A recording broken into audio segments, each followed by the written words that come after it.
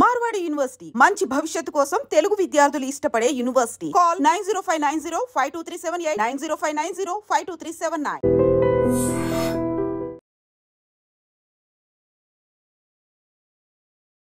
పెహల్గామ్ లో జరిగినటువంటి ఉగ్రదాడి 22వ తారీఖున జరిగితే ఇప్పుడు ఆల్మోస్ట్ ఆపరేషన్ సింధూర్ స్టార్ట్ చేసి కూడా ఒక 5 to 6 days అవుతుంది. సో డైలీ మనకు అందుతున్న అప్డేట్స్ ప్రకారం అయితే ఈ పాకిస్తాన్ కి సంబంధించిన ఈ ఆర్మీ కావచ్చు, లేకపోతే పాకిస్తాన్ తీసుకున్నటువంటి డిసిషన్స్ ఏవైతే ఉన్నాయో మనం స్పష్టంగా చెప్పినాం. మనం ఉగ్ర స్థావరాలు మాత్రమే టార్గెట్ చేసినాం. మాకు కామన్ పబ్లిక్ తోని కానీ పాక్ సైన్యంతో కానీ మాకు ఎట్లాంటి యుద్ధం లేదు.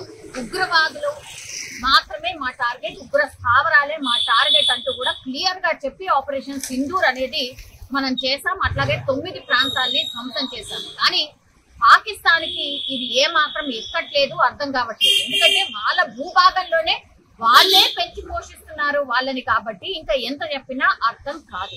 సో వీళ్ళు ఏం చేశారు అంటే మనని, అంటే కామన్ పబ్లిక్ కి, సివిలియన్స్ ని టార్గెట్ చేసి దాడులు చేస్తున్నారు.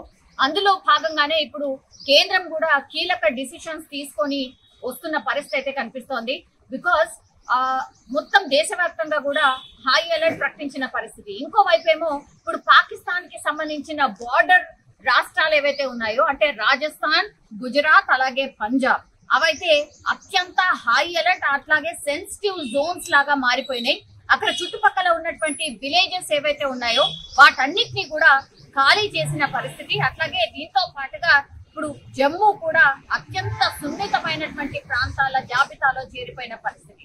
సో అక్కడ పూర్తిగా డిసిషన్స్ చాలా స్ట్రిక్ట్ గా తీసుకుంటున్న పరిస్థితి. సిచ్యువేషన్స్ ని బట్టి ఇప్పుడు కేంద్రం అయితే వెంటనే డిసిషన్స్ తీసుకోవడమే కాదు, వాటిని ఖచ్చితంగా ఇంప్లిమెంట్ చేసేలాగా ఆదేశాలు అయితే జారీ చేసిన పరిస్థితి. మనకు తెలుసు చాలా ప్లేసెస్ లో ఇప్పుడు వెళ్ళిన తర్వాత, అంటే ఎయిర్పోర్ట్ కి వెళ్ళిన తర్వాత ఐదర్ ఫ్లైట్ డిలే ఉంటది, లేదంటే క్యాన్సిల్ అయిన సందర్భాలు ఈ 3-4 రోజుల నుంచి చాలా ఎక్కువగా వినిపిస్తున్నాయి. అట్లాగే మనం పాకిస్తాన్ ఎయిర్ స్పేస్ ని అసలు వాడుకోవట్లేదు కాబట్టి అన్ని డైవర్ట్ కావడము, లేకపోతే రూట్ మార్చుకోను లేట్ గా ప్రయాణాలు చేస్తున్న సిచ్యువేషన్ అయితే కనిపిస్తోంది. అది స్పష్టంగా మనకు తెలుసు.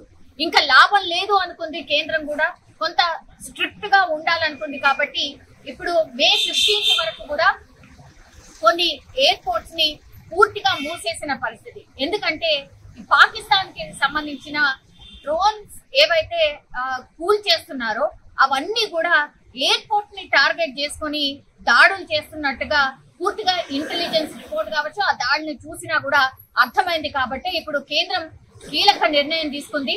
ఇప్పుడు నేను చెప్పినటువంటి ఈ 3 రాష్ట్రాలకు సంబంధించిన ఈ పాక్ బార్డర్ కి సంబంధించిన రాష్ట్రాలు ఏవైతే ఉన్నాయో అక్కడ ఉన్నటువంటి ఆల్మోస్ట్ ఒక 32 ఎయిర్పోర్ట్స్ ని తాత్కాలికంగా, అంటే May 15 వరకు మూసివేసిన పరిస్థితి అయితే కనిపిస్తోంది. అవి ఏవేవి అంటే అధంపూర్ ఎయిర్పోర్ట్, అంబాలా, అమృత్సర్, అవంతిపూర్, బఠిండా, భుజ్, బికనేర్, చండీగఢ్, హల్వారా, హిండన్, జైసల్మేర్, జమ్మూ, జామ్నగర్, జోధ్పూర్, కండ్లా, కాంగ్రా అంటే కగ్గల్ అని కూడా అంటారు, కేషోర్, కిషన్గర్, కులు మనాలి, లే, లుధియానా, ముండ్రా, నాలియా, పఠాన్కోట్, పటియాలా, పోర్బందర్, రాజ్కోట్, సర్వసవా, షిమ్లా, శ్రీనగర్, కాల్స్ అండ్ ఉత్తర్లాయ్. సో నేను ఇప్పుడు చెప్పినటువంటి ఈ 32 ఎయిర్పోర్ట్స్ కి సంబంధించిన డీటెయిల్స్ ఏవైతే ఉన్నాయో ఇవన్నీ కూడా ఎయిర్పోర్ట్ కి సంబంధించిన డీటెయిల్స్, ఇవన్నీ కూడా షట్ డౌన్ అయిపోయాయి. సో రాకపోకలు ఎవరైనా అక్కడికి సాగించాలనుకునే వాళ్ళు మాత్రం 15వ తారీఖు వరకు అయితే ఇప్పటికైతే ఆ ఎయిర్పోర్ట్స్ అన్నిటిని కూడా షట్ డౌన్ చేసిన పరిస్థితి.